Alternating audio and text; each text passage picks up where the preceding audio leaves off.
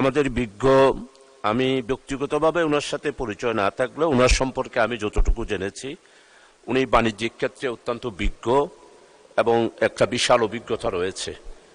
তো আমি যেটা প্রশ্ন রাখতে চাই যে এইবারের কুরবানিতে আমাদের টোটাল 96,67,418টি কুরবানি হয়েছে শুধুমাত্র গরু।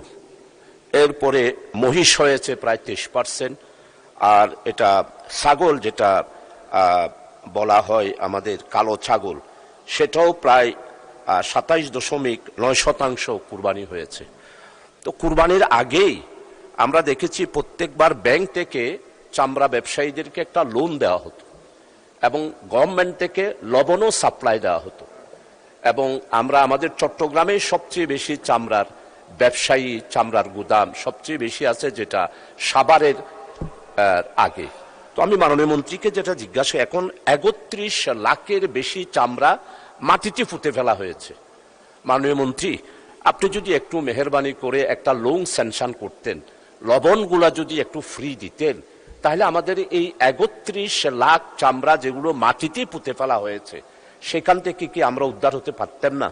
আপনার মতো এইরকম বিজ্ঞ এবং অভিজ্ঞ এবং বাণিজ্য মন্ত্রণালয় সম্পর্কে আমি যতটুকু জেনেছি আপনি ভালো ভালো পদক্ষেপ নিচ্ছেন, কিন্তু এই কুরবানির আগে 31 লাখ এই চামড়াগুলো যদি আমরা বাঁচাতে পারতাম, তাহলে আমাদের বাংলাদেশে চামড়া শিল্পের দেশ 10 ফেসিবাদের সময় হয়েছে, আমাদের বর্তমান নতুন সরকারের আমলে আমরা কি একটা উন্নতি লাভ করতে পারতাম না? মাননীয় মন্ত্রীকে আমি জানতে চাই, 31 লাখ চামড়া বাঁচানোর ক্ষেত্রে কেন পদক্ষেপ নেওয়া হলো না, এবং ঋণ কেন বরাদ্দ হলো না ব্যবসায়ীদের জন্য, আর সরকারিভাবে কেন লবণ বরাদ্দ করা হয় নাই, এটাই আমি মাননীয় মন্ত্রী মহোদয়ের কাছে জানতে চাই। মাননীয় স্পিকার, আপনাকে অসংখ্য ধন্যবাদ। মাননীয় মন্ত্রী। মাননীয় স্পিকার, আশা করি উত্তরের পরে কাঠগড়া থেকে রেহাই দিবেন মাননীয় সদস্য। প্রথম হলো, লবণ দেয়া হয়েছে। মাননীয় স্পিকার, আমরা প্রায় 17,60,00,000 টাকার লবণ বিসিকের মাধ্যমে প্রত্যেকটা জেলা প্রশাসনের কাছে হস্তান্তর করেছি, এবং তার আগে আমরা জেলা এবং উপজেলা প্রশাসনের মাধ্যমে প্রতিটি মাদ্রাসার মোহতামিম শিক্ষকদের ডেকে, কিছু সংখ্যক সিলেক্ট বেসিসে শিক্ষক এবং মোহতামিমদের ডেকে প্রশিক্ষণ দিয়েছি। আমরা প্রায় 8 লক্ষ লিফলেট তাদের কাছে দিয়েছি যে কি উপায়ে চামড়াগুলি সংরক্ষণ করতে হবে। আচ্ছা, যে কারণে আপনার পরিসংখ্যানের সাথে আমার প্রাপ্ত পরিসংখ্যানের যদিও একটু অমিল আছে, আমাদের কাছে প্রাপ্ত পরিসংখ্যান অনুযায়ী 1,01,00,000 পশু জবাই হয়েছে এবার কুরবানির ঈদে। এই 1,01,00,000-এর মধ্যে আমরা প্রায় 70 লাখ চামড়া সংরক্ষণ করতে পেরেছি সারা দেশে। আচ্ছা, একটা জিনিস বুঝতে হবে মাননীয় স্পিকার, চামড়া যদি স্কিলফুলি পশুর গা থেকে খুলে নেওয়া হয় এবং এটা যদি নির্ধারিত সময়ের মধ্যে লবণ মাখানো হয়, তাহলে পরবর্তী ধাপের যারা ট্রেডার তাদের কাছে এটার কদর আছে। চামড়া যদি পচে যায় সেটার তো কোনো ভ্যালু নাই। তো যে চামড়াগুলি ঠিক মতো পশুর গা থেকে খুলে নেওয়া হয়েছে এবং যেটা সময় মতো লবণ মাখানো হয়েছে, দ্যাট গট এ ভ্যালু।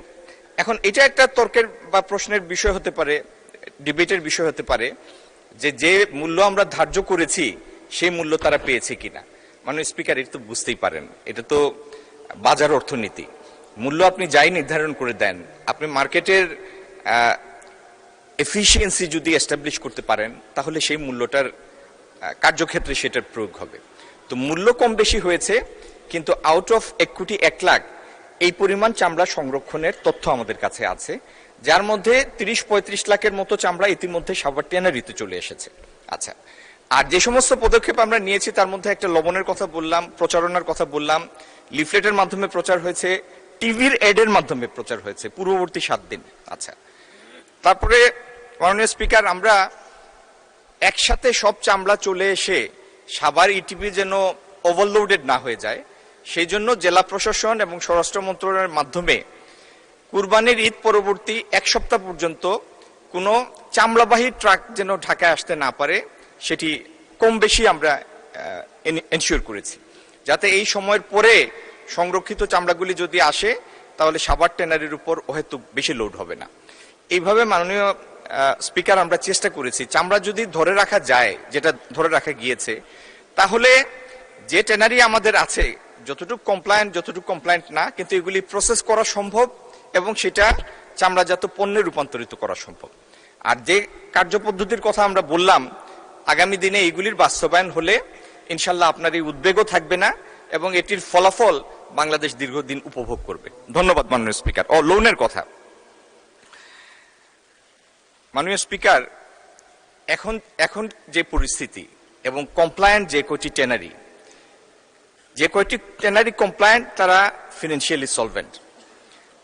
এর বাইরে আমরা যদি একটা মেসিভ আকারে বাজারে টাকা ছাড়তাম, আমাদের কাছে মনে হয়েছে যে এটা প্রপার রিটার্ন আসার সুযোগটা কম ছিল, এটা আননেসেসারি একটা ম্যানিপুলেশন ক্রিয়েট হতো এবং এই টাকাও আদৌ ব্যাংকার ফেরত পেত না। তো মার্কেটটা যেন অহেতুক টাকা ছাড়ার মাধ্যমে নষ্ট না হয় সেজন্য আমরা উপকরণ দিয়েছি, কিন্তু এই টাকার পদক্ষেপে যাইনি। এটা একটা সুচিন্তিত পদক্ষেপ ছিল, লবণ দিয়েছি।